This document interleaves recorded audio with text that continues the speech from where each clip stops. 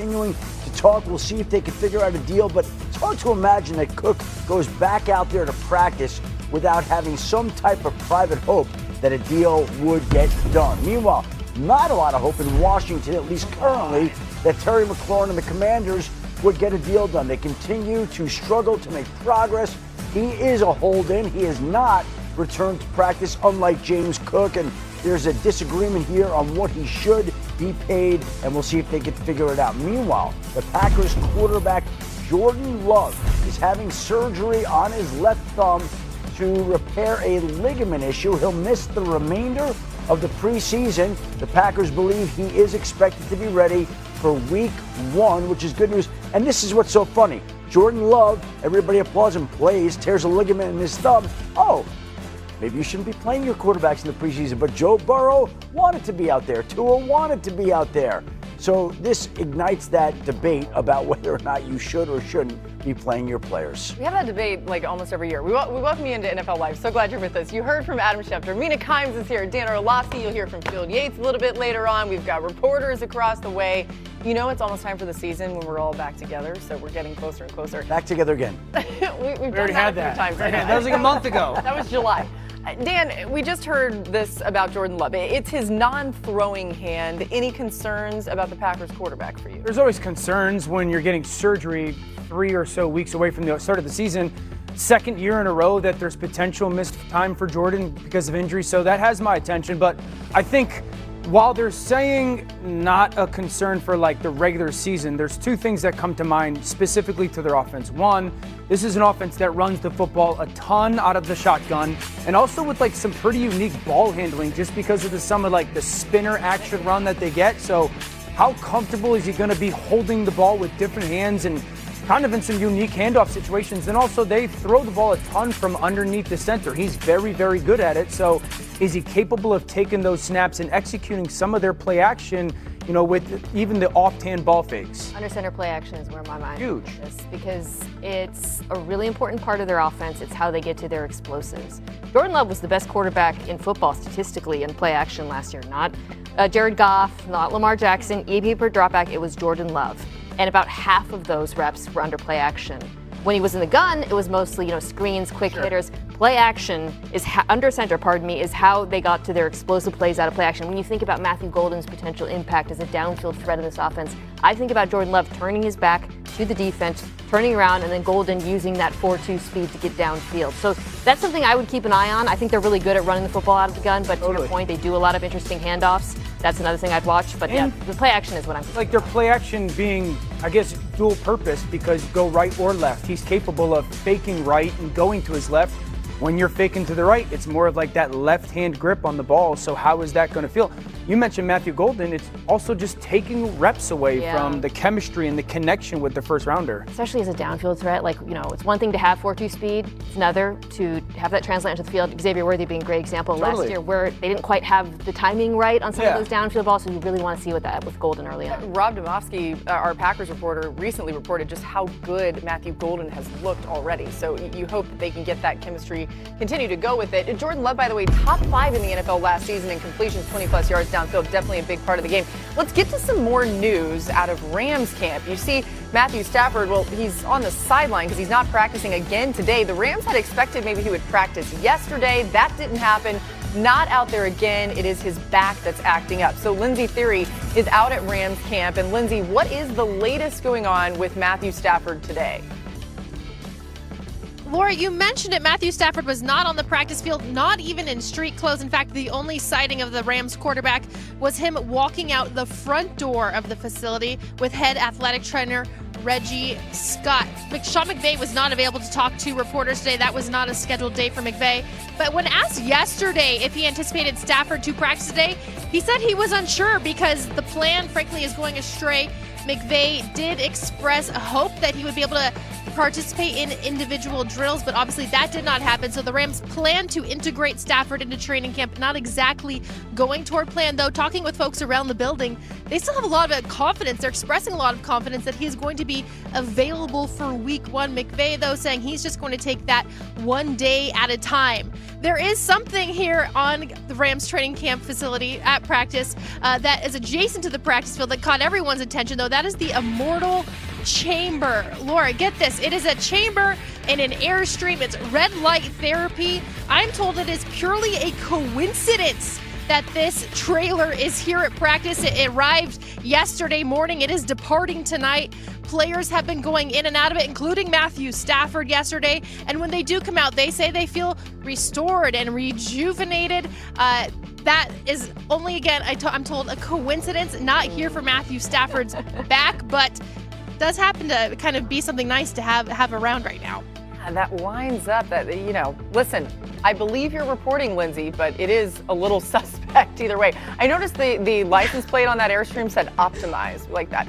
Adam, what else can you add on Stafford? We talked about this yesterday. There's some people who are not very concerned, but what exactly is going on? Well, we have to get one of those trailers in here for us to go into. I would love to feel like, let's put one in the parking lot in November. I would love to feel rejuvenated. Right outside the green room or something like that. It'd be very nice to do. Dan would be in it more than anybody else. Absolutely, playing country music in there while he's sitting in his amoral tube. Anyway, Matthew Stafford is in a situation where, here's the issue. They thought he'd be back at practice Monday. He wasn't. They thought he'd be back at practice maybe today. He's not.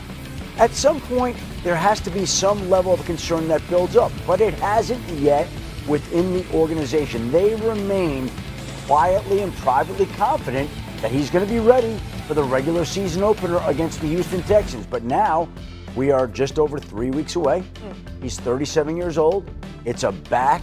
Backs linger. I think it's problematic, but again, I'm just telling you, they have not been concerned, and they have maintained all along that if there were a game this week, Matthew Stafford would be out there and he would be playing. Can I jump in real quick and just ask a question?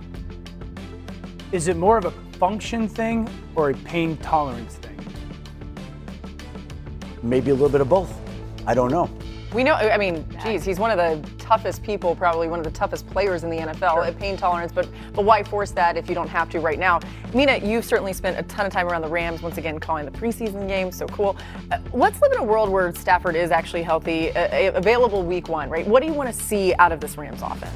I think this is important regardless, but especially week 1 against that Houston Texans pass rush. They got to be able to run the football well, and they have to get more explosive. We were talking about this before the show, running the ball. This was an issue last year. It's been an issue now for a few years. They have an efficient running game with Kyren Williams, who just got paid, but it's not explosive. Second worst in the NFL in terms of runs over 10 yards. That's where Jarquez Hunter comes in, though, right? And potentially Blake Corum as well. Yeah, looked good Saturday night. They keep drafting these back. So I think, Adam, to your point, there's a couple of things I would be curious to see if we see more of. One is going with a more committee approach at running back. I know they just paid Kyren Williams, but sometimes you pay guys and then you try to keep them a little bit fresher by bringing in some young backs. Kyren Williams gets the most snaps of any running back in the NFL. Perhaps that might change. Again, they've drafted these 2 young backs who are potentially more, I think both Corum and Hunter could be more explosive.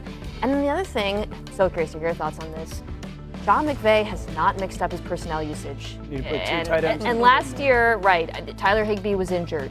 Talk about Jarquez Hunter. Their second-round draft pick was Terrence Ferguson out of Oregon.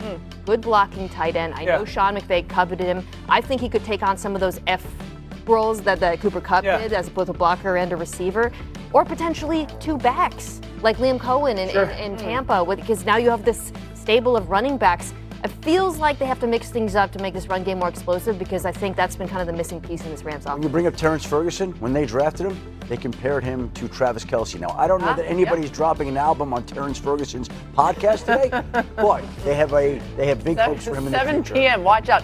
We're in mid-season form. Dan's already writing down notes after everything Mina said. Well, I think the Rams will be a little bit of a microcosm for the NFL this year. I think we will have a year, over the last 5 or 6 years, the lowest amount of 11 personnel use, meaning 1 tight end, 3 wide receivers on the field across the NFL. Because of the way that defenses now have adjusted the style of offenses, I think we're going to see bigger bodies on the field defensively to commit to stopping the run. And so then teams offensively will have to put on a bigger body to block. So the Rams being one of those teams I agree with.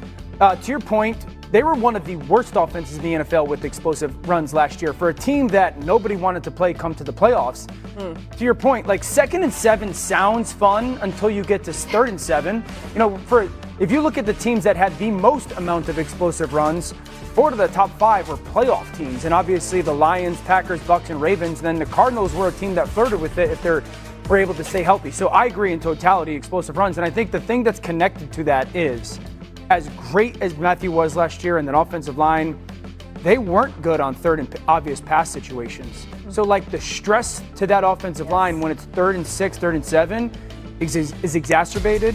His lack of, I guess, movement at times. And then also that's where Devontae's going to come on huge because they didn't really have that complementary piece wide receiver-wise last year. Puka Nacua, yeah. I mean, Puka Nacua was the most targeted receiver in the entire NFL when the Rams faced man coverage. Right. Having Adams there is that he is the X receiver they've been looking for. But, you know, they really have 2 elite receivers, and that's it. So they should be using a lot of 12 personnel, I think. And the last time they ranked, by the way, in the top 10 explosive runs, the year they went to the Super Bowl. Yeah, you know, when it comes to explosive runs, like, I'm trying to think schematically how teams are getting to them. Like Philadelphia did it because they mauled people at the line of scrimmage. Baltimore, I bet you Baltimore's explosive runs were perimeter, but also Lamar-centric. Tampa is the one that I can. Game. Yeah, but I think they can execute a lot of the things that Tampa did. I really do. You know, like you're not seeing a ton of the zone-centric teams get those explosive runs that much anymore. Green Bay's was probably a lot of their counter spinner as well. So Atlanta was not explosive. That's most outside chunk, but not like these 20-yarders that we're kind of intimating help you so much when it comes to offensive line, protect. The app or sign up at ESPN.com/FFL. All right, Field is joining us now. Let's go through your top 5 players for PPR leagues this season. Give it to us. Yeah, Laura, the number one question I get asked during the offseason is who would you take if you had the number 1 pick in a draft? I'm going to give you the 5 guys that I would consider to some degree 2 much more so than the rest. Number 5 is Jahmyr Gibbs, Lions running back, who, if David Montgomery wasn't on the field, I would tell you Jahmyr Gibbs is the most valuable player in fantasy. He had 20 touchdowns last season. We talk about players that can do damage in the passing game as a running back. He might be the most versatile pass-catching running back in the entire league, and I swear he plays the game at a different speed than the rest of the NFL. This guy is a very special player. Number 4, Saquon Barkley. You heard him? He was incredible last year. He didn't even play in Week 18, and he nearly led all running backs in fantasy points scored for the course of the season. He had over 2,000 rushing yards. The Eagles have had a top 5 rusher in 3 straight seasons, Laura. It's been a different back each of those 3 years. To take nothing away from Saquon, I also want to note it's the best offensive line and running game in the entire NFL. Jalen Hurts, though, of course, those tush pushes kind of hurt Saquon a little bit. Justin Jefferson, arguably the best receiver in the NFL. Hasn't practiced much during training camp because of this hamstring injury. One thing we've learned about Justin Jefferson, doesn't matter who's throwing the football. This guy's gotten it done with, of course, Kirk Cousins, last year Sam Darnold. The year prior to that, a bunch of different quarterbacks. He's a very, very good bet for close to 100 catches, maybe pushing 1,500 receiving yards and 10 receiving touchdowns. One of the best non-quarterbacks in the entire league. Here are the 2 guys that matter the most at number 1. Bijan Robinson, who, of course, last year was just remarkable for the Falcons, his 2nd season. He's the best bet of any running back to stay healthy, be top 5 in total opportunities, be a big factor in the passing game. He had 61 catches last year, and over his last 12 games, in 10 of them, he had 20 or more fantasy points. Huge upside for Bijan. Last but certainly not least, number 1 overall is Jamar Chase. Doesn't need much of an explanation, Laura, but he was the Triple Crown winner last season. He averaged over 100 receiving yards per game. This guy could have scored over 80 fewer fantasy points last year and still been the highest scoring wide receiver in the league. Of course, the Bengals, a lot of defensive woes. That should only force more shootouts. That's a good thing for the value of Jamar Chase. I love it. You got it right here, people. This is who you should draft. And I hope for all of you at home that you get the 1st overall pick. There's somebody on our set that just found out they got the 13th overall pick, and that person's trying to figure out what he's going to do with it. But he already has a plan. Anyway, maybe America can guess who it is. Exactly. It might be Adam. Oh, Adam. He's got a plan, though. I want to pick one so bad. Agonizing over it. All right, and we'll see more of you on the Fantasy Marathon. I'll be there. It's still ongoing. And in this show as well. Here's something new on NFL Live. We want to point this out to you. From our Steelers reporter, Brooke Pryor, Aaron Rodgers looked like he got stepped on during a team period, ended up getting a bag of ice wrapped around his lower leg, but Brooke added that it was removed for an ace bandage, and Rodgers later returned to drills. So We'll keep an eye on it, but seems like he's okay. Meanwhile, on the other side of the ball, Cam Hayward is looking for a new contract. He's currently holding in at Steelers camp, and we're going to wait and see what ends up happening with Cam Hayward, friend of the show, by the way. Here's more from Hayward himself on Monday. It's hard for me to, have after the year